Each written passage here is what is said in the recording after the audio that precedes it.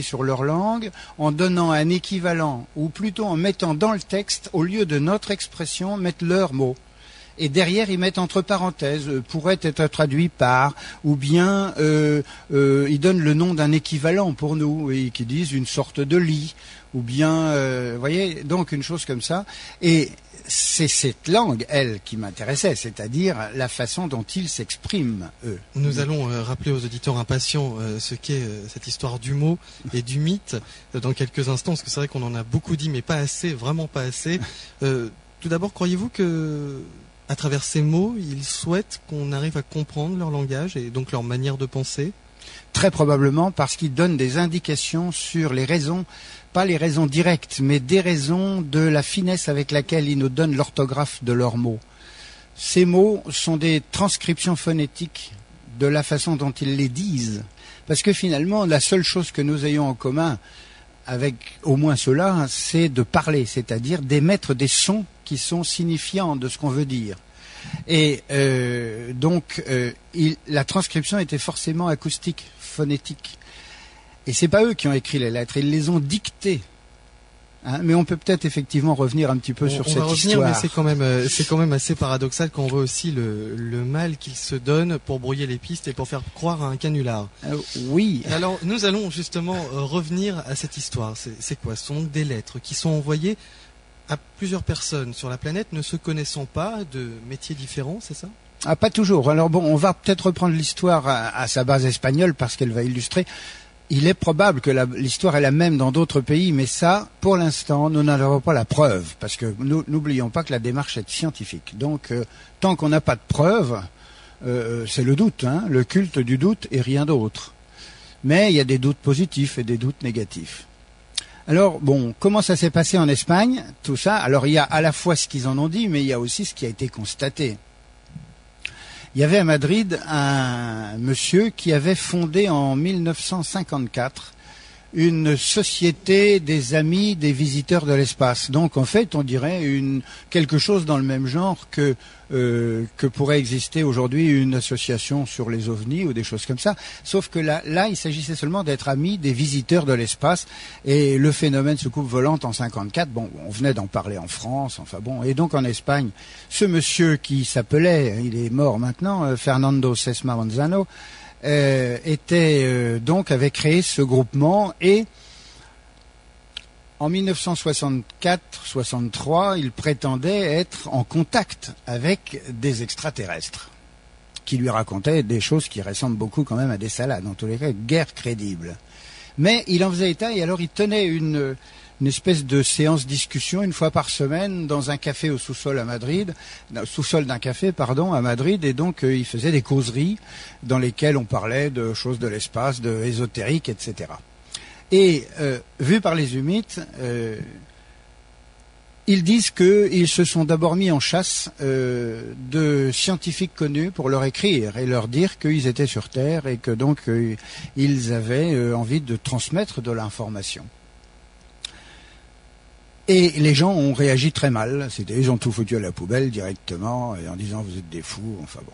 Et ils ont cherché ensuite à s'adresser plus à des gens qui s'intéressaient naturellement au phénomène, on va dire cosmique, ou qui sortaient en tous les cas du nombril terrestre. Donc ils cherchaient à s'intéresser à autre chose.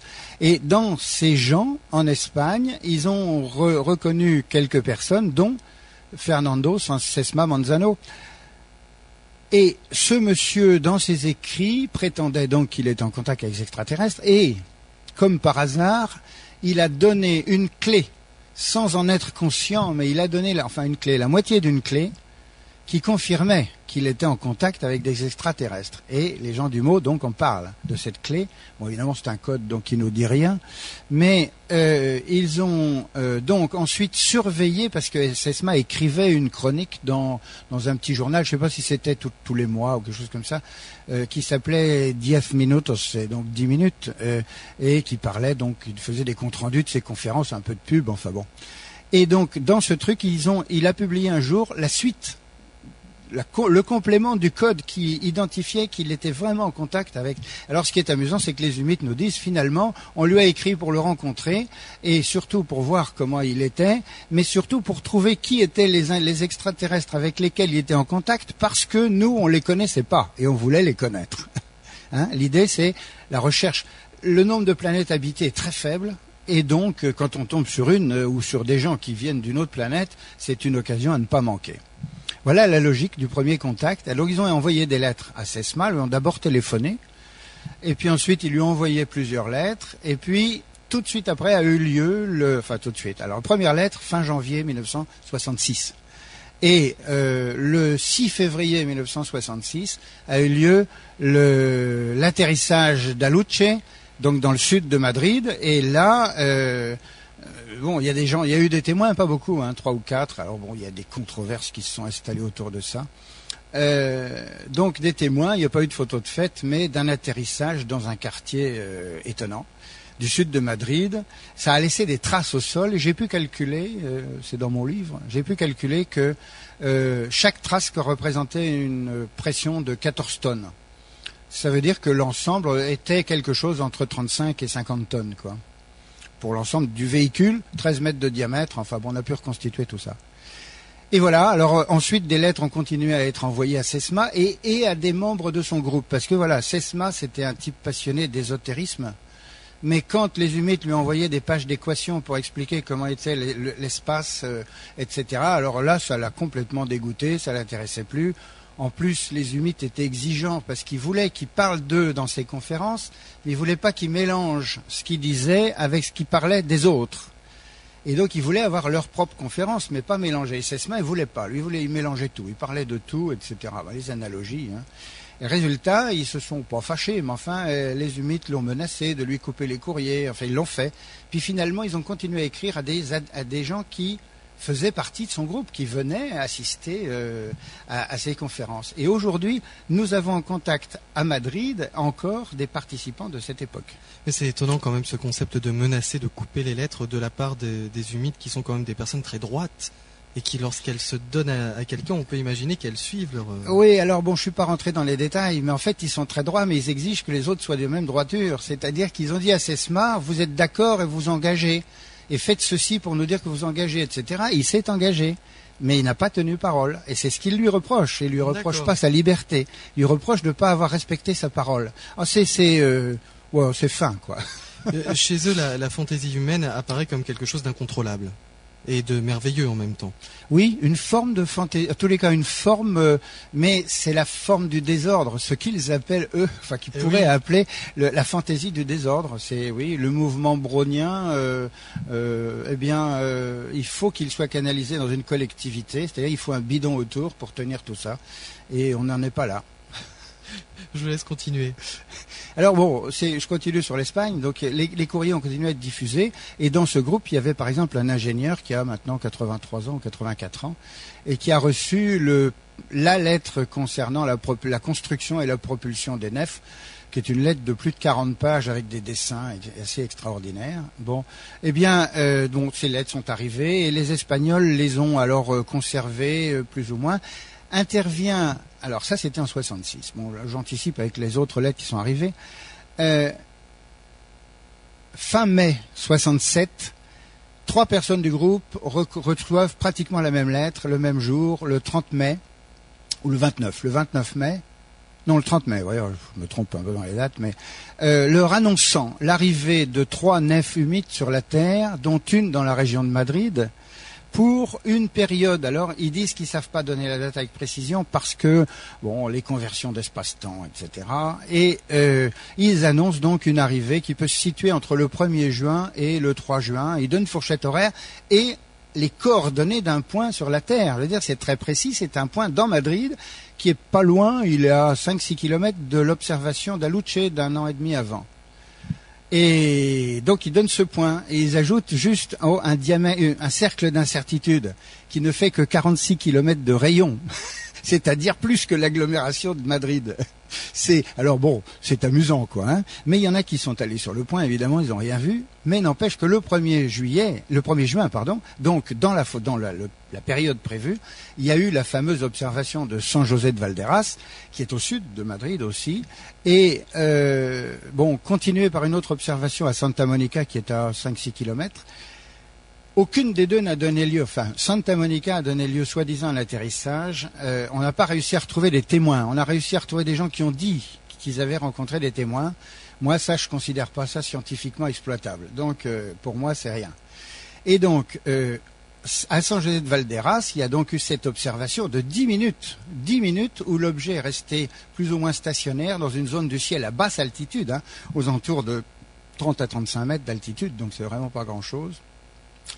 Et surtout, le journaliste spécialisé des choses ovnis et paranormales d'un journal madrilène a reçu un appel téléphonique lui disant j'ai fait des photos, un correspondant qui lui a pas dit son nom, qui lui a dit j'ai fait des photos à San José de Valderas et elles sont pour vous, il y en a, elles sont pour vous, je les ai déposées chez le photographe machin, je sais plus le nom, hein, mais d'une rue de Madrid. Alors, il faut voir que l'observation a eu lieu à 8 heures du soir. Le journal paraît le soir, donc il était hors de question qu'il paraisse ce soir-là. Et il a reçu le téléphone le lendemain matin. Et le lendemain matin, il est donc allé à ce commerce, et quand il est arrivé, il a dit « je m'appelle machin », et en fait son nom c'est, et ça nous fait rire nous Français, mais il s'appelle San Antonio. Bon. Et donc, et c'est son vrai nom, il signait ses articles en tous les cas comme ça. Il a donc été au magasin, il a dit je viens, je m'appelle machin, et le photographe lui a dit ah oui, on a déposé quelque chose pour vous, et il lui a donné, alors il a trouvé là-dedans des négatifs. Et ces négatifs sont, alors je sais plus, je crois qu'il y en a 4, enfin je suis pas très sûr, mais c'est 4 ou 5, enfin bon. Il y a 4 négatifs, et ces négatifs sont vrais, alors des pris au moment de l'observation de San José de Valderas. Ça a donné lieu, alors ces négatifs existent bien sûr, ils sont toujours disponibles, ils sont entre les mains d'un Espagnol qui s'appelle Fariols, Raphaël Fariols, et ils ont donné lieu à des polémiques, mais dont la dernière est une confirmation que ces négatifs sont sains, c'est-à-dire qu'ils n'ont pas été l'objet de trucage. En même temps, à cette époque, les trucages étaient quand même moins faciles à réaliser qu'aujourd'hui. Ah ben là, c'est de l'argentique pur et en couleur, voilà, et donc ces trucages-là et des trucages qui normalement ne pouvaient pas être cachés à des analyses digitales comme on sait les faire maintenant. Ces photos ont été étudiées par des techniques modernes en l'an 2002, je crois, par la Guardia Civile espagnole, en plus de ce qui avait déjà été fait avant. Il n'y a aucune trace de trucage reconnaissable avec les techniques qu'on a aujourd'hui. Et en regardant ces photos, on a appris quelque chose sur le déplacement de l'objet Non, il est fixe. Les photos, oui, non, les photos sont très nettes. L'objet, si, on apprend des choses sur la luminosité propre de l'objet, sur la répartition de cette luminosité sur l'objet, mais c'est des photos qui ont été faites distance entre 175 et 200 mètres. Objet à 30 mètres d'altitude, attention sur la photo, ça fait des belles plaques. Et il y a des gens qui s'y intéressent sur un autre plan, pas de les contester, mais de voir ce qu'on peut en tirer sur un plan constructif. Évidemment. Alors donc ces photos ont donné lieu à des controverses, et même encore aujourd'hui, je pense qu'il y a encore des gens qui sont persuadés que ce sont des faux, parce que un certain Claude Poher en France, avant de créer le GEPAN, et donc c'était au printemps 1976, a publié une analyse de ces photos. 9 ans plus tard, mais il fallait avoir les techniques pour pouvoir le faire, et donc il a publié une analyse qui, à mon avis, et je l'ai écrit dans mon livre, l'analyse scientifique a été propre, la conclusion est une conclusion biaisée. J'estime que scientifiquement, on ne peut pas dire tout se passe comme si, parce que quand on écrit comme ça veut dire tout est possible. Tout se passe comme si, on ne démontre rien. Je n'irai pas plus loin et c'est tout. Et donc, beaucoup de gens se sont basés sur cette conclusion pour décréter que des scientifiques avaient regardé les photos et que c'était fini. J'ai prétendu, sur d'autres critères, montrer que ce n'était pas possible. En particulier, j'ai pu mesurer le diamètre des fils électriques parce qu'il y a une ligne à haute tension qui passe à l'endroit. L'objet est filmé à côté de la ligne à haute tension. On a le poteau, on a les fils, on sait mesurer les hauteurs, tout ça. Et donc, pas de problème. Si on voit les fils électriques à haute tension, on devrait voir dans le champ de l'appareil, c'est-à-dire dans les 3 ou 4 mètres du trucage, on devrait voir le fil qui le pend, parce qu'il devrait avoir le même diamètre que le câble vu à 200 mètres. que le câble électrique. Alors donc, c'est des choses qui... Bref, enfin, ça c'est des détails un petit peu. Au bout du compte, les lettres ont continué à être reçues, elles ont été plus ou moins rassemblées par un industriel qui s'est passionné pour ça tout de suite après San José de Valderas. Quand il a entendu, il était à Madrid, quand il a entendu à la radio l'annonce de cette observation, il a pris sa voiture, il est allé aussi près que possible des lieux, il a rencontré des gens du club qui sont venus au moment où il venait, c'est-à-dire après que les choses se soient passées, ils sont arrivés trop tard. Parce que là, les témoins avaient dit où c'était. Donc, ils y sont allés et ils se sont rencontrés, ils ont échangé leurs cartes de visite. Et c'est comme ça que Rafael Farriols, industriel de Barcelone, mais travaillant souvent à Madrid, s'est trouvé impliqué dans l'affaire Humo, cette histoire, sauf que lui, industriel, avait des moyens financiers puissants et qu'il a pu les mobiliser dans le cadre de cette affaire à sa convenance. Je veux dire, bon, il n'a pas dépensé des sommes faramineuses, mais en tous les cas, quand il avait besoin, il pouvait. Par exemple, il a racheté les photos les négatifs, il les a rachetés aux journalistes. Je n'ai pas su le prix, mais certainement un bon prix, mais bon, il les a rachetés aux journalistes, et donc c'est lui qui les a, et Claude Poher a analysé les négatifs que Farriols lui avait transmis. On est sûr que c'est les vrais négatifs. À côté de ça, vous avez une association de l'Arizona dirigée par William Spalding qui a publié que ces photos comportaient un fil. Eh bien, lui, il n'a jamais eu les négatifs en main. Il n'a eu qu'un positif, etc. Et donc, en fait, finalement, on ne sait pas s'il était de bonne foi ou pas de bonne foi. Le résultat, c'est quand même qu'il a publié des choses fausses. Les lettres ont continué à arriver et aujourd'hui, on peut dire, enfin, disons, la phase espagnole s'est arrêtée en 1996. Alors je dois quand même vous parler d'une affaire greffée sur l'affaire. Dans le groupe des gens qui ont observé ces choses-là, se trouve un dénommé Luis Jordan Peña. Alors bon, vous me passerez la prononciation, qui est un homme étonnant au sens de bizarre. Il l'interpelle. Alors, il a une formation qui lui a permis d'assurer des cours de mathématiques et de physique dans le secondaire, dans une école de télégraphistes. Mais à cette époque-là, il était devenu quelque chose comme un conseiller psychologique dans une grosse entreprise de bâtiments et de travaux publics. Les conseillers psychologiques, c'était plus, je pense, mais ça j'ai pas la preuve, mais je pense que c'était dans le secteur du recrutement. Et donc ce monsieur, lui, a été un des témoins de Aluche, c'est-à-dire de l'atterrissage. Et ce monsieur, témoin de l'atterrissage, a une attitude systématiquement sceptique. Il a le droit, bon, je crois que bon, il dit, il décrit très bien en une lettre de, je sais pas, 5 ou 6 pages, il décrit beaucoup de choses sur ce qu'il a vu, sur ses impressions et tout ça. Et en même temps, au sein du groupe des gens qui s'intéressent à Humo, il dit non, mais moi, non, c'est pas vrai. Il y a autre chose. C'est une manipulation humaine. Enfin bon. Et puis il a donc vu Aluche et il a rencontré là le journaliste San Antonio qui est venu faire des photos des traces, puisqu'on a les photos, elles sont disponibles, ces photos des traces de Aluche, elles sont disponibles dans un livre publié par Ribera et Farriols qui s'appelle Preuve de l'existence des soucoupes volantes. C'est un peu...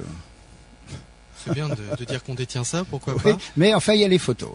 Sur le site Humoscience, on peut les trouver ou pas? Je ne pense pas, non, mais ce serait pas difficile qu'on les y mette, parce que ça, il faut les scanner pour les mettre en ligne. Je pense qu'on n'aurait pas de problème de droit, le livre est épuisé. Mais donc, il a fait... Et donc Peña est un sceptique et il continue à être systématiquement à prendre mais intelligemment, je veux dire, il rentre pas dans l'art, etc. Et au contraire, il est toujours présent pour prendre connaissance des nouvelles lettres et tout. Et il s'imprègne de la philosophie humide et tout ça. Et bon, c'est certainement un gars il vit toujours, mais qui connaissait très bien à l'époque cette affaire. Et bon, il s'est créé un groupe de culte, en fait, ce fameux groupe de gens qui recevaient des... Au total, en Espagne, on compte officiellement 34 destinataires et j'en ai probablement, moi, 36. Donc, bon, ces destinataires se rencontraient plus ou moins. Au début, ils formaient un groupe très soudé et qui finalement se réunissaient un peu à huis clos pour éplucher les lettres. Et ça a donné un côté un peu chapelle, voire même pour certains, vu de l'extérieur, sectaire. C'est sûr qu'ils sont solidement croyants quand même, hein. C'est-à-dire qu'ils sont archi convaincus, enfin ou presque. Et ça, Peña, il aimait pas. Alors il a créé une association à part en 1970-71, qui s'appelait Eridani, et il en a très vite perdu la présidence dans des conditions mal compréhensibles. Enfin bon, il a une vie un peu chahutée, ce monsieur. Et en 1985, je crois, ou 87, il a commencé à laisser entendre que finalement c'est lui qui avait tout inventé et tout fabriqué. Alors bon, on pourrait rentrer dans les détails. Aujourd'hui, je pense que nous avons les preuves. Alors, qu'est-ce qui se passe ? Il a revendiqué ça. Tout le monde lui a demandé de faire la preuve de ce qu'il avançait, en lui demandant des preuves. Il n'a jamais voulu en donner. Et un jour, tout d'un coup, il a sorti des preuves, 2 preuves, qui étaient les photos. Alors, de plusieurs preuves, mais à base de photos, qui étaient des photos du site, dans lesquelles on voit un bras avec un faux objet pendu au bout d'un fil, d'une canne à pêche pour faire croire que. Bon, c'est évidemment grossier. Et puis, donc il a revendiqué ces photos et en disant, ben vous voyez, j'ai retrouvé les photos chez moi de l'eau, parce que les photos qu'on a sont des morceaux d'un film et il y a des manquants. Donc il a dit, voilà, ça c'est d'autres photos du film que j'ai retrouvé chez moi. Il n'a pas de chance. Le film qu'il nous a montré est un Ilford et en 1966, il n'y avait pas d'Ilford en Espagne. En plus, le film qui a été analysé par Claude Poher, on a la marque dessus et c'est une marque de film espagnol qui n'existe plus. Donc, il n'y a pas, je veux dire, il n'y a pas photo. C'est clair, c'est incompatible dans les dates, premièrement par les marques de films, par le grain aussi. Et surtout, la photo qu'il a faite pour montrer le site avec la main, etc., c'est une photo récente. Pourquoi ? La ligne à haute tension qui y était en 1966 a été démontée, cassée, elle n'existe plus. Et dans le champ qu'il a voulu montrer, il manque le poteau, les fils et tout le reste.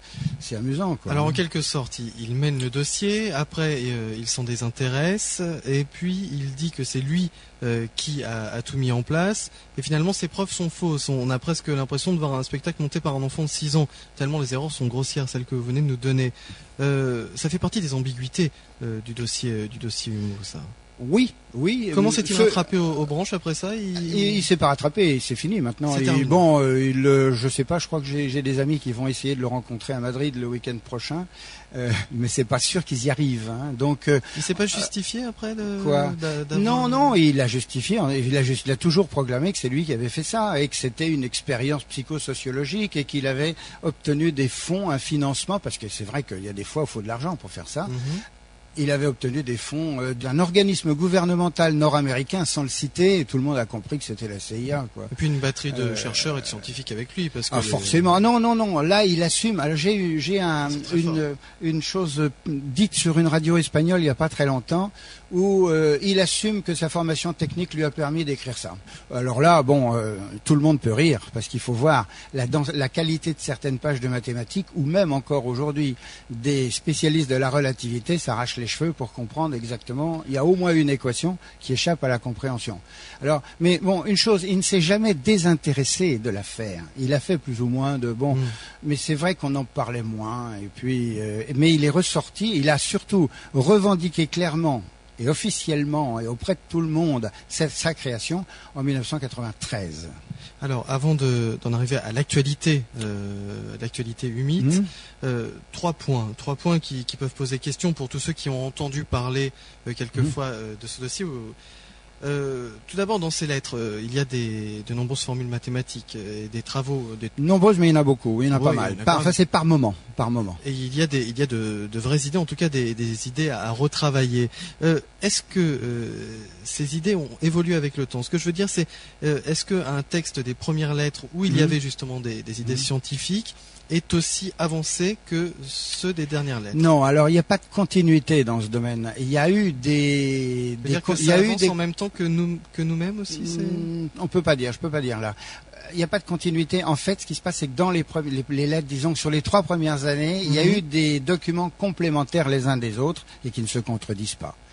Maintenant, ce sujet, par exemple, de la trame de l'espace, de la façon de la modéliser, etc., ce qu'ils appellent les ibozoïs, comme on peut le prononcer nous, on devrait dire ou, mais bon, ils ne l'abordent plus dans d'autres lettres ou de façon très marginale. Il n'y a pas de contradiction fondamentale. Sur les choses scientifiques pures, il n'y en a pas. Et sur les choses scientifiques pures, est-ce que c'est dans les premières lettres qui ont été reçues, est-ce que les choses qui étaient établies apparaissaient en avance de 100, 200 ans, 300 ans par rapport à leur époque? Pour certaines choses, on est complètement incapable de l'évaluer. Le problème, c'est que quand vous êtes face à de l'inconnu, vous ne pouvez pas, vous pouvez seulement vous faire une idée un petit peu de l'architecture que ça peut demander. En termes mathématiques, et je pense que les gens qui ont un petit peu de substrat mathématique vont comprendre ce que je veux dire. En relativité, Einstein est arrivé à modéliser l'espace sur 3 dimensions, sur 4 avec le temps, justement, en intégrant le temps, avec donc des matrices faisant intervenir les 4 dimensions, et il est arrivé à la conclusion que l'espace était courbe et qu'il fallait que l'espace soit courbe et de type riemanien, c'est-à-dire courbure positive. Bon. Les textes humides disent que eux construisent leur image de l'espace sur 10 dimensions et surtout avec une courbure négative, c'est-à-dire hyperbolique. C'est un petit peu plus difficile à imaginer pour nous. Une parabole, on se fait une idée. Un paraboloïde de révolution, on se fait une idée. Un hyperboloïde, c'est quand même plus difficile. Ça ressemble à une selle de cheval. Ça va vers l'infini dans plusieurs directions. C'est moins difficile, c'est moins facile à visualiser. Mais ce genre de choses nécessite, à mon avis, la manipulation de matrices à au moins 3 dimensions. C'est-à-dire que ce que nous écrivons sur du papier, il faut l'imaginer empilé avec des feuilles de papier pour avoir toutes les dimensions, les autres, la 3e dimension des calculs. Alors, ce sont des choses dont on a mal la projection mentale aujourd'hui. D'évaluer le décalage, je ne peux pas dire. Ce que je peux dire, c'est qu'en recoupant des documents, je suis arrivé à calculer un décalage de culture. Il donne des indications d'équivalence à notre 19e, 20e siècle. Ce décalage de culture, les 2 calculs faits de façon différente convergent vers la même valeur, environ 4700 ans terrestres. C'est pas énorme à l'échelle de l'univers. Mais à notre échelle, qui partons de quasiment rien, enfin pas tout à fait, du temps de Jésus-Christ à l'an 0, en 2000 ans, on n'a pas fait grand-chose. On a commencé depuis 100 ans. Oui. Et qu'est-ce que ça peut donner sur 4600 ans de plus à la vitesse de maintenant? Il serait étonnant de voir l'espèce humaine arriver à 4700. Pourquoi? Ne serait-ce que par l'état de la planète. Ah, ça, dans l'état où ça fonctionne, oui, mais ça c'est un autre problème. Mais oui, mais c'est un problème qui peut effectivement un peu les interpeller aussi d'ailleurs. Oui, justement. Alors, juste pour revenir sur les dimensions quelques instants, ces dimensions sont aussi la raison de leur voyage et de certaines fois leur disparition. Ils utilisent les courbures du temps. Oui, pas du temps, pas du temps, pas du temps. Et ils déclarent, parce que ça c'est des choses que nous ne savons pas vérifier aujourd'hui. Ils déclarent que l'idée est la suivante. Nous fonctionnons avec une image de l'espace à 4 dimensions, 3 d'espace et 1 de temps. Eux disent il y a une 5e dimension et c'est celle qui participe à la définition de la masse. Et donc ces 5 dimensions, en plus, ces 5 dimensions sont celles de notre univers. Mais nous avons un univers jumeau qui nous est complètement inaccessible mais qui interagit de façon gravitationnelle avec le nôtre. Et donc, l'ensemble des dimensions du jumeau et du nôtre donne un global de 10 dimensions qui permettent de décrire tout ce qui se passe dans l'univers. Alors, restons dans les 5 dimensions de notre espace. Comme nous ne vivons, nous, et ça c'est notre construction, notre cerveau, nous ne connaissons que 3 d'espace, et ça depuis qu'on a pensé, depuis Euclide, on va dire, parce que Cro-Magnon, lui, se foutait de la longueur et de la largeur. Il fallait qu'il court longtemps. Puis le temps, il savait qu'il était épuisé, il fallait qu'il s'arrête. Tandis que maintenant, on pense qu'il y a du temps, etc. Et Einstein a intégré pour la première fois le temps dans le système dimensionnel de base, les 4. Alors ce que les humides disent, c'est que nous avons besoin d'un système de 4 dimensions pour nous situer dans l'espace et donc situer des déplacements. Alors j'enlève le temps qui est comme de toute façon, il n'évolue pas comme toutes les autres dimensions. Parce qu'il ne va que dans un sens, vers le futur. Le temps passé, c'est la machine à remonter le temps, les humides, pour eux, c'est du bidon. Bon. Et donc, on a besoin de 3 dimensions pour nous situer dans l'espace. Alors ils disent, nous on a découvert comment utiliser cette fameuse 5e dimension et changer le référentiel tridimensionnel. C'est-à-dire qu'on abandonne une de nos références longueur, hauteur à 1 et on la remplace par celle des masses. Et ça se fait très bien. Et dans ce nouveau référentiel, les distances sont plus les mêmes. Le temps reste le même. Mais les distances ne sont plus les mêmes. Les vitesses non plus. Et donc, ça nous permet de parcourir des distances très grandes dans un temps court et qui donne l'illusion d'une vitesse supraluminique. C'est pas vrai. Elle n'est pas supraluminique dans le sous-espace où on se trouve. Dans les différentes lettres reçues, est-ce qu'il est marqué à un moment qu'ils ont dû quitter la Terre par peur des humains? Ah oui, c'est arrivé. Alors, c'est arrivé pas seulement par peur des humains. C'est arrivé apparemment 3 fois. Une fois, pour un temps assez long, ça a duré à peu près 6 mois. C'était au moment de la guerre du Sinaï. Oui, c'est en 73. Ils ont eu peur donc de conséquences sur la Terre. En tous les cas, ils déclarent que l'analyse du risque a dépassé le seuil qu'ils considéraient comme tolérable. Et donc, ils ont repris leur clic et leur claque.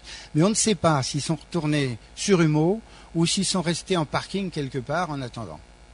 Ça, on ne sait pas. Mais en tout cas, ils ont quitté la Terre. Donc ça, c'est une chose qu'ils expliquent. Ils déclarent, on n'a pas de courrier pendant cette période. Il y a eu une autre absence qu'ils ont faite relativement courte, je ne sais plus, c'est 15 jours, 3 semaines, pour aussi des raisons de sécurité. Et il y a une absence qui nous a été déclarée dans une lettre récente, qui est une absence due, alors cette fois-ci, au plissement de l'espace. Et cette absence, ils disent les plissements étaient plus assez bons pour faire de bons voyages, on s'est dépêché de rentrer avant d'avoir des problèmes, parce qu'ils renouvellent leur corps expéditionnaire tous les 2 ans et quelques, mais par tranche, c'est tous les 3 mois que ça tourne. Et donc, en fait, les gars ou les femmes restent, ils donnent le chiffre 23, ça fait grossièrement 2 ans et 3 mois, je crois.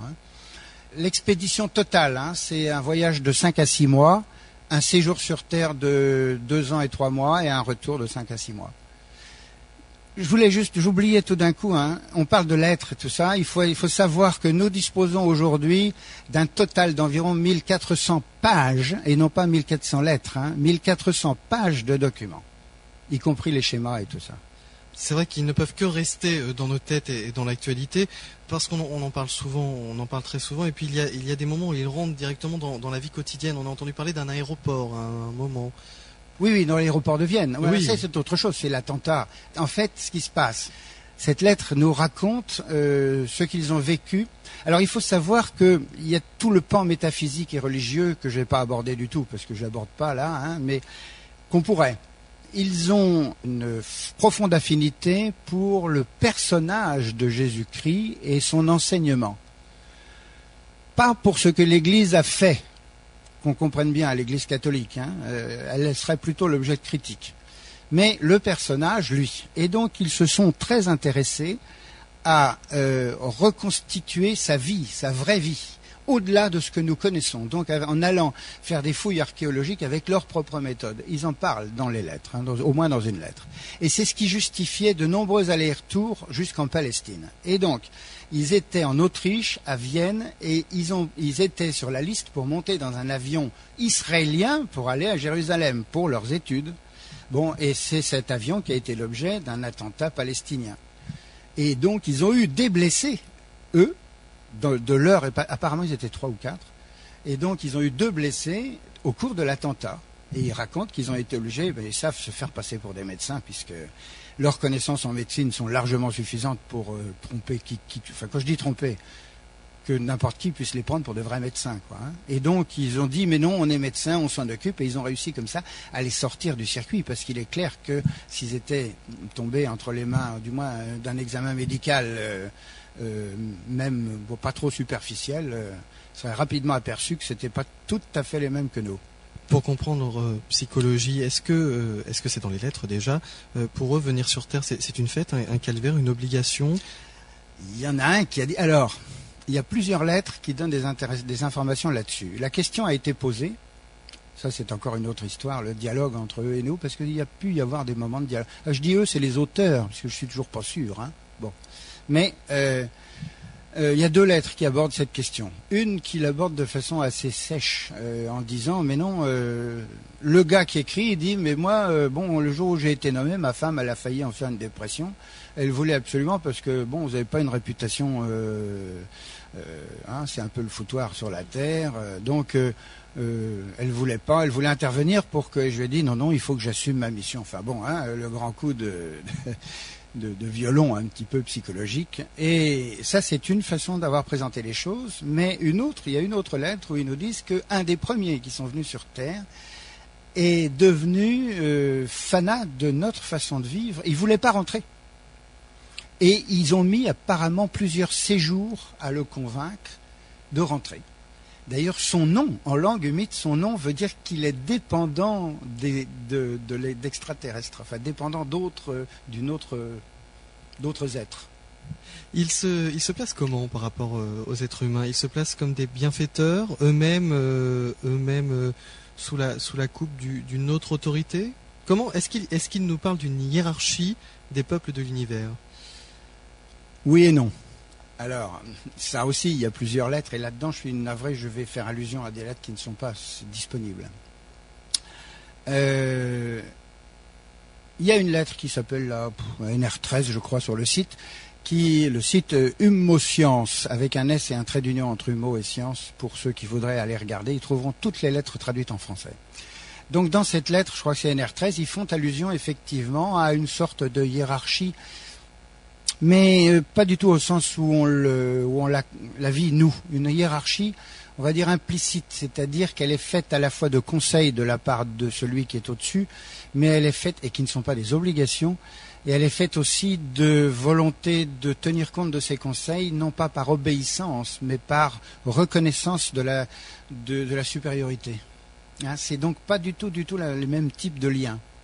Alors, bon, il parle effectivement d'une civilisation qui a l'air d'être très sensiblement plus évoluée que eux, et qui apparemment surveille la Terre depuis bien plus longtemps, et qui, il est de bon ton de lui demander si on peut venir ou pas.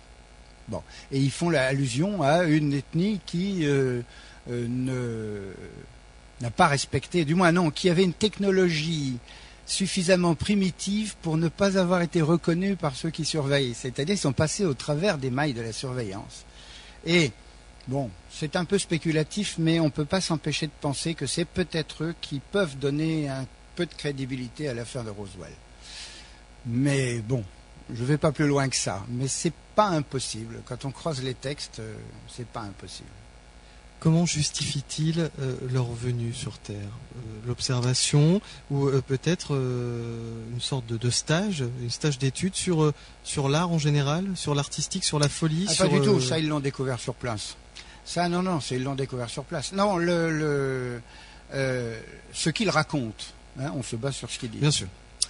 Ce qu'ils racontent, c'est que, ils connaissent par l'investigation comme nous, hein, des systèmes stellaires, on connaît les étoiles.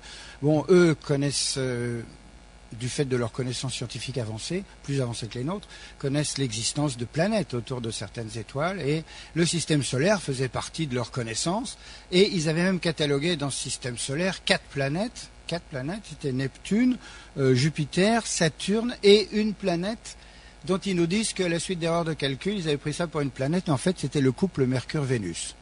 Et la Terre, ils n'avaient pas repéré. Bon, des gens récemment se sont penchés là-dessus, et on peut trouver des explications assez cohérentes au fait qu'ils ne l'aient pas repéré. Mais c'est pas grave. Donc pour eux, le Soleil était une étoile sans vie, sans vie autour, et puis c'est tout. Or, ils ont des appareils de surveillance, une espèce de méga SETI, une énorme SETI, sauf qu'ils n'écoutent pas que de l'électromagnétique, ils écoutent aussi les ondes gravitationnelles. Et ils disent qu'ils ont ramassé un message qui a duré 6 minutes et qui leur paraissait intelligent, et dont ils ont situé la provenance, et que ça provenait d'une zone du système solaire. Et donc là, ils ont dit « Ah, mais ce serait donc qu'il y aurait de la vie là-bas. » Et donc on va demander l'autorisation de faire une expédition de reconnaissance pour voir. Et donc ils ont demandé l'autorisation, ils l'ont obtenue. Et donc ils ont fait une expédition de reconnaissance pour voir de plus près ce qu'était la Terre. Ils ont fait cette expédition qui a duré très peu de temps, hein, le temps d'une orbite autour de la Terre, et ils sont repartis. Donc en fait ils ont fait un voyage de probablement 6 ou 8 mois. C'était rapide quand même à cette époque-là. Mais pour une journée, mais de collecte de données, mesure de tas de choses. Et à la suite de l'analyse de ça, ils ont décidé de revenir et vraiment faire une étude complète. Alors là, c'est uniquement, on va dire, sur le plan scientifique, la curiosité de l'existence des autres formes de vie intelligentes, de comprendre, et surtout de les resituer dans leur image, alors là, métaphysique de l'univers, leur place, qu'est-ce qu'ils y font, et peut-être leur apporter un peu d'informations là-dessus pour les aider à progresser. Peut-être, mais je crois que l'idée principale qu'ils expriment, c'est que, ayant pu prendre en photo, filmer, enregistrer tout ce qu'ils voulaient sur la Terre, ils se sentaient en dette informative. Et donc, ils ont renvoyé de l'information et sous une forme qui ne devait pas troubler. Et ils auraient pu faire une conférence de presse avec projection, etc. Et là, ça, c'était la cata totale. Donc, c'est pas ça. Ils ont donc commencé à distiller doucement. D'où les courriers contradictoires, un peu plus, un peu moins, parce que quand ça s'emballe trop, on freine. Et c'est eux qui pilotent littéralement tous les combien. C'est-à-dire, si un jour André-Jacques Holbeck ou moi-même ou quelqu'un d'autre se mettait à faire des manifestations médiatiques que eux considèrent comme encombrants, il est probable que on recevrait peut-être un courrier nous expliquant des choses. Vous pensez? Oh, ce serait pas impossible. Ce serait pas impossible. On a déjà reçu, on va dire, un courrier d'encadrement comme ça.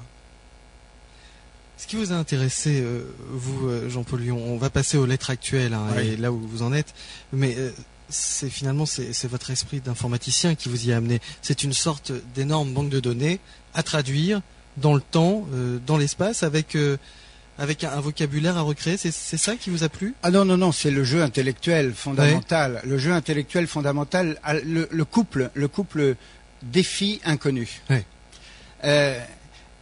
L'inconnu, c'était le fait que peut-être que c'était pas bidon. Donc le problème, c'était seulement mon problème, c'était seulement d'essayer d'apporter ma pierre à cette question, la réponse à cette question, si je pouvais, bidon ou pas bidon. Je me disais que alors le défi, c'était d'essayer d'y arriver, évidemment. J'avais du temps. J'avais les moyens informatiques, la puissance, les programmes. Si j'avais besoin de faire un nouveau programme, je le faisais, ou je le faisais faire. Enfin, donc tout ça, c'était sans problème.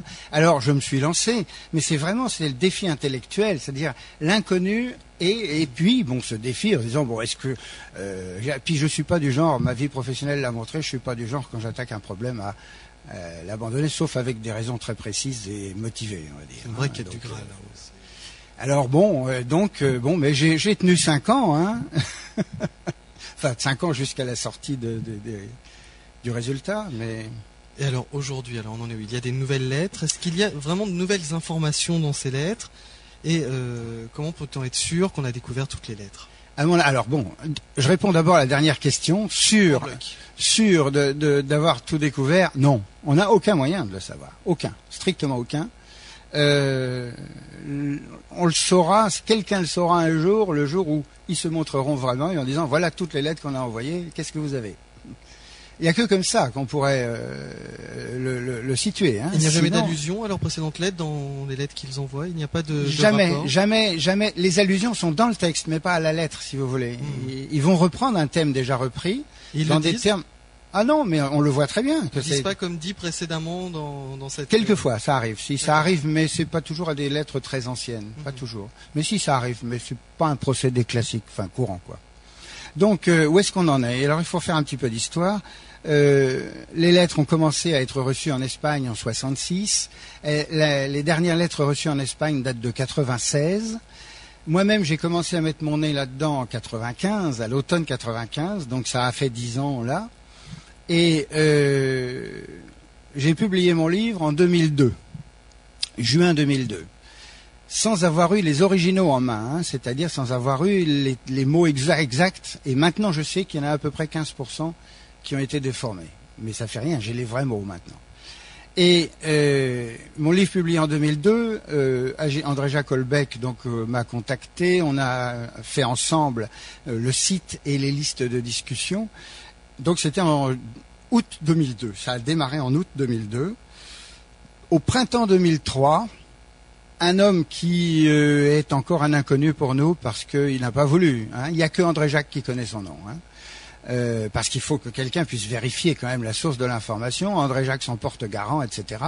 Et donc cette personne a reçu, en l'espace de 2 mois, il a reçu 3 lettres. Et il a fini par nous les transmettre. Il les a pas transmises tout de suite.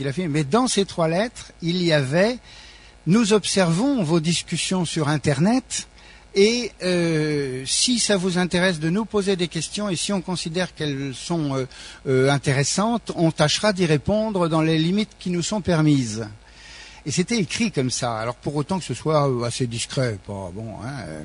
Et malheureusement, on l'a pas fait trop discret au début, mais enfin, ça a fonctionné. Et le résultat, c'est qu'on a donc décidé de poser des questions, et on a fait une partie du site, je veux dire une page du site sur des questions, dans laquelle André Jacques Holbeck posait comme première question, à l'époque des lettres, vous vous êtes opposé à la diffusion, en disant faut pas faire de photocopie, etc.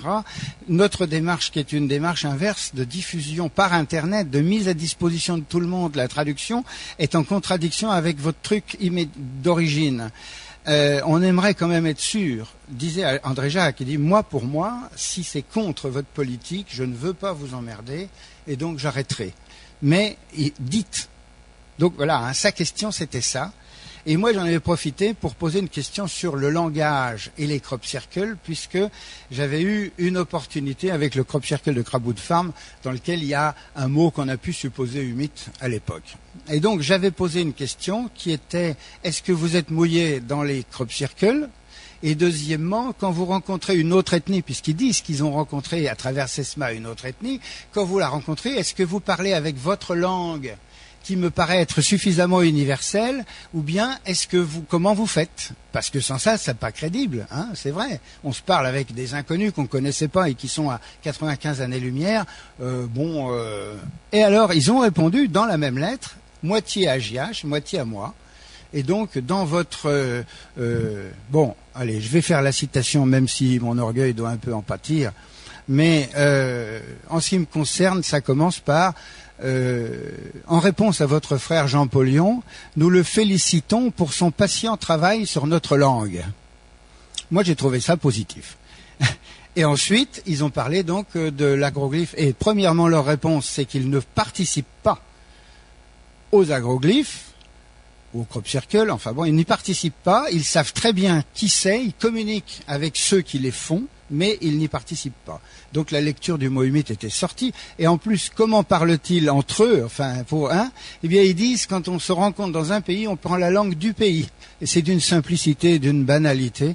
Et il dit, alors il y a des fois où, rares, mais il y a des fois où les prononciations sont impossible pour nous, et à ce moment-là, on passe dans la langue de l'un des deux, parce qu'on essaye. Mais il y a une espèce de sabir, alors ils l'ont écrit, ça c'est assez sympa, il y a une espèce de sabir intergalactique qui s'est construit avec des idées simples. Alors, ils disent des choses simples, mais ça permet d'échanger en raccourci sans passer par les systèmes linguistiques locaux.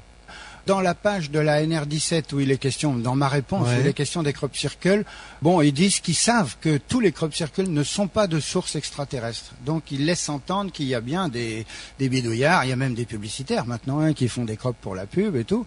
Donc, bon, il faut savoir faire le tri. Mais sur cette base-là, je n'ai pas connaissance qu'ils aient dit que c'était négatif. Attendez, moi je suis pas un spécialiste des crops. Hein.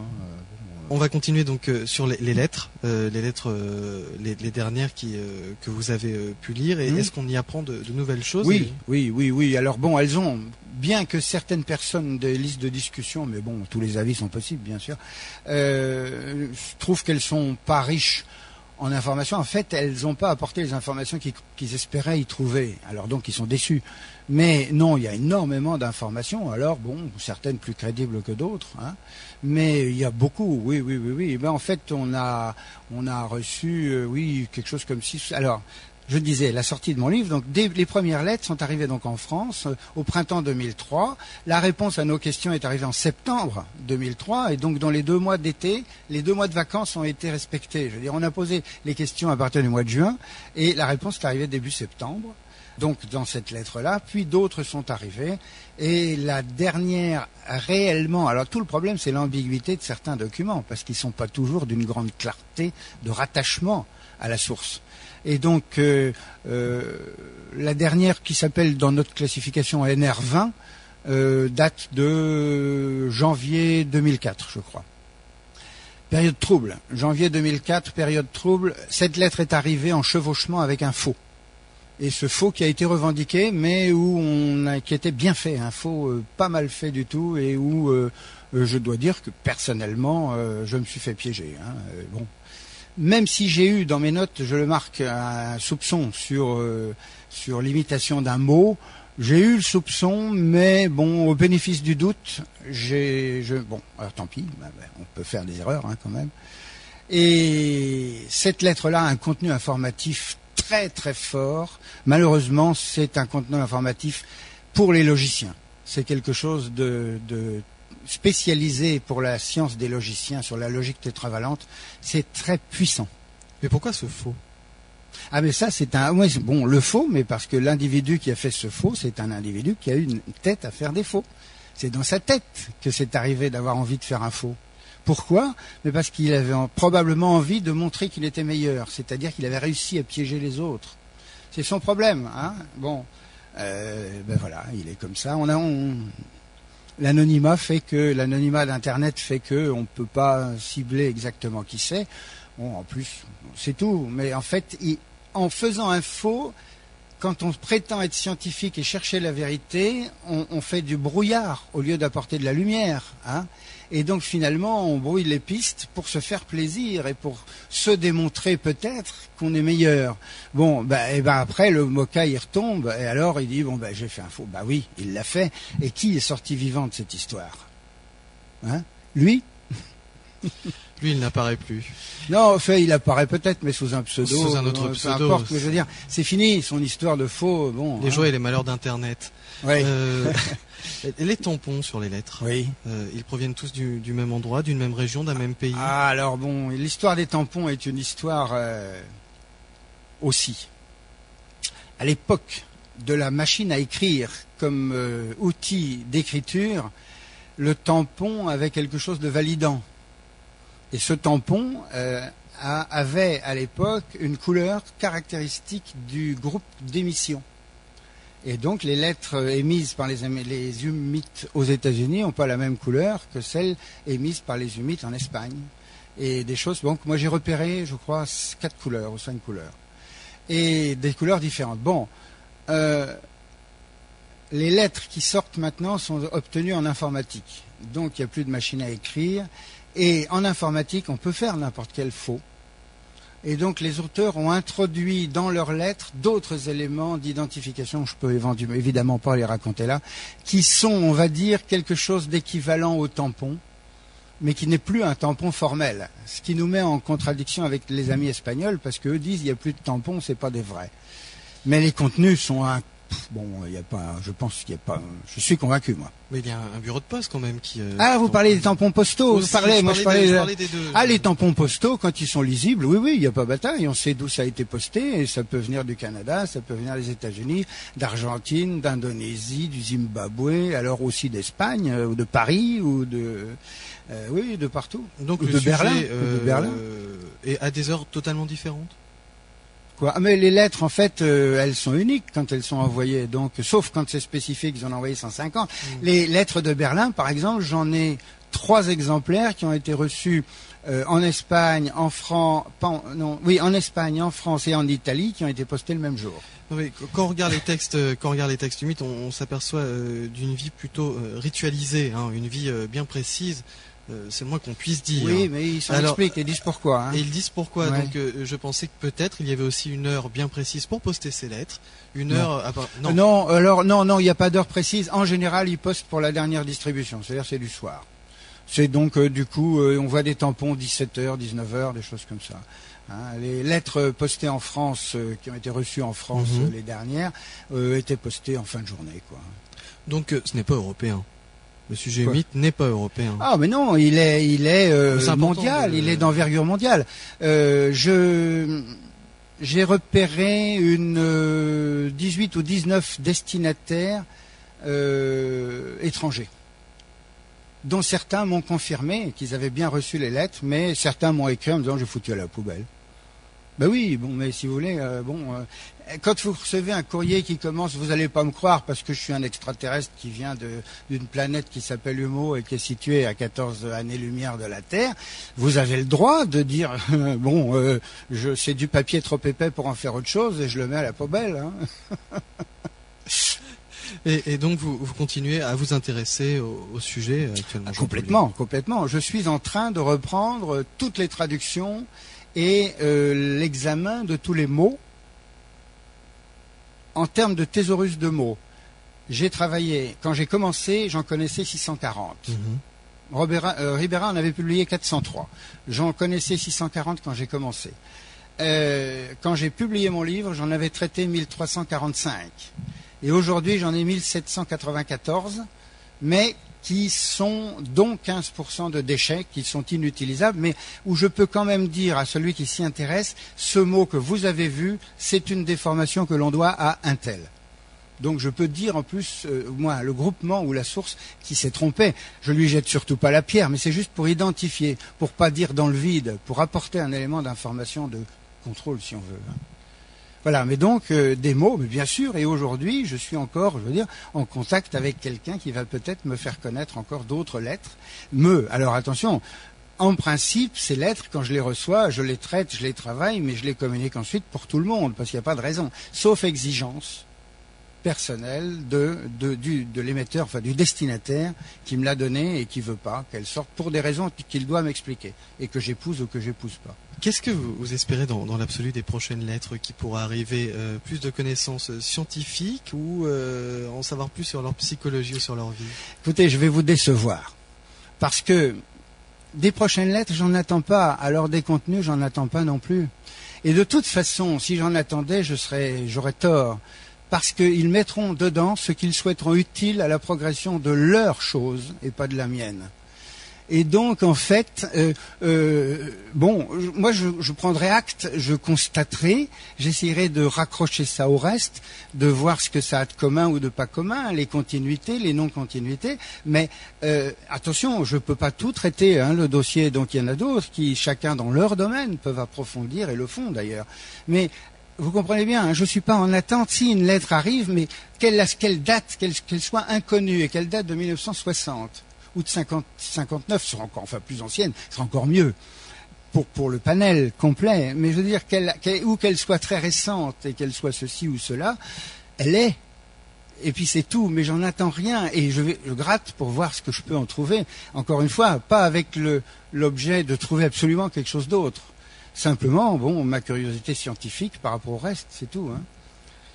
Jean Paulion, on ne peut que conseiller aux auditeurs de lire votre livre. Moi, je ne peux que le conseiller parce que je l'ai lu et puis après on a fait des émissions et puis l'histoire est tellement énorme. Et je me retiens de vous poser plein de questions, sinon ça prendrait toute la journée tellement il y a de choses à dire. Ne serait-ce que les réunions, les attitudes qu'ils ont sur Terre et puis ce qui se passe sur leur planète, les magnifiques engins avec lesquels ils se déplacent, les douches. Enfin, c'est complètement incroyable. Ouais. Donc votre livre qui est toujours disponible? Alors au stand Aldan ici, ou même on peut le commander de toute façon à Aldan, mais sinon on peut aussi éventuellement me le commander. Ça dépend des pays en fait. Moi j'assure la couverture belge, mais Aldan assure la couverture suisse, mais on peut aussi avoir la couverture en France. De toute façon on peut se le procurer. Il est toujours disponible. Vous acceptez des lettres dans toutes les langues? Ah oui, a priori, on a en cyrillique, je suis pas encore très fort. J'ai un peu étudié le russe, mais c'est trop vieux. Mais autrement, en arabe, mais je saurais trouver quelqu'un qui traduira. Donc, Une dernière question. Là, ce n'est que du ressenti, mais vous sentez-vous, en quelque sorte, on va dire, observé ou suivi? C'est du ressenti. Oui, non. Alors, du ressenti, non, mais du conscient logique, oui. Je m'explique. J'ai jamais eu la sensation d'être observé. Et à la limite, je m'en fous. Je sais qu'ils ont observé les Espagnols, je sais même avec quel genre d'appareil, parce que je sais, ça a été décrit dans une lettre, mais que je n'ai pas le droit de diffuser. Donc, c'est dommage. Mais c'est une courte lettre qui a été reçue en 1996 et dont l'appareil, je peux même vous dire qu'il a un rayon d'action de 22 mètres. Donc, au-delà de 22 mètres, ils n'ont plus de signal valable, parce qu'ils enregistrent tout par nos émissions cérébrales. C'est du superencéphalogramme à distance. C'est tout bête. Et donc, ils sont capables d'avoir une vision globale d'un être comme ça, à une certaine distance, tout compris centre d'intérêt mentaux, et puis état de santé, enfin un certain nombre de choses. Donc, ces appareils existent, je sais qu'ils existent, ils s'en sont très probablement servis parce que j'ai eu des indices que mon travail était connu alors qu'il n'était pas sorti. Et puis c'est tout. Mais ça m'empêche absolument pas de vivre. Hein. Mais alors Non, vraiment bien sûr. pas, vraiment pas. C'est par rapport à vos impressions. Voilà, non, mais mes impressions, non, pas du tout. Je me sens pas le moins du monde. Et quand bien même je le serais, je vais vous dire, les appareils qui servent à faire ça, sont des appareils tellement fins et invisibles que, alors pas fins, hein, ça a la taille d'une grosse noix, d'une petite balle de ping-pong, et c'est transparent. Donc en fait, à partir de 50 mètres d'altitude, la taille d'une noix transparente, vous la voyez plus. Hein. Une sorte de carte d'identité biométrique avant l'heure, avec un peu plus de portée. Ah oui, absolument, oui, mais et puis tenu à jour, parce que c'est dynamique. Hein. Évidemment, mais Oui, ça a l'air oui. magnifique cet engin-là. Il Ah donne oui. le plan dans la lettre que vous n'avez pas le Ah droit non, de... il donne seulement le principe de fonctionnement, c'est-à-dire à quoi ça sert en termes fonctionnels, et ça sert à surveiller les évolutions d'un bonhomme. Tout à fait, un vrai outil de voyeur finalement. Oui. Une dernière chose, tout à l'heure on a éludé une fin de réponse. Vous parliez de ces questions posées par AJH et par vous-même. Ils Oui. ont répondu pour vous et votre recherche Oui. sur leur Oui, langue c'est ça, oui. qui leur a plu. Et pour AJH, qu'ont-ils répondu au fait que les lettres soient divulguées? Ah oui, tout à fait. Alors il est encouragé. Oui, c'est vrai, j'ai oublié de préciser ça. Mais on trouve le texte dans la NR17 sur le site. Il est encouragé. La démarche. Alors je fais allusion ici à ce que je vous ai dit tout à l'heure sur le cadre. La démarche est encouragée comme saine, mais on lui fait remarquer qu'il n'est pas souhaitable que ça dépasse ce cadre parce que il y a des effets de levier médiatiques qui peuvent lui échapper et qui peuvent être dramatiquement mauvais. D'accord, on prend ça comment alors? Ah oui, non, mais il faut savoir, il faut le lire, attention. Hein, il y en a une bonne vingtaine de lignes, c'est dense. Il faut bien tout comprendre. Mais là-dedans, il est clairement exprimé que tous les services secrets sont au courant. Donc le cache-cache, non, il n'y a pas de cache-cache. Il y a seulement on ne veut pas faire de vagues. Et c'est pour ça que les autres en font pas non plus d'ailleurs. Hein. On peut trouver tout ça sur humo-science.org. Voilà. Merci beaucoup Jean-Paul Lyon d'avoir passé un peu plus d'1 heure avec nous.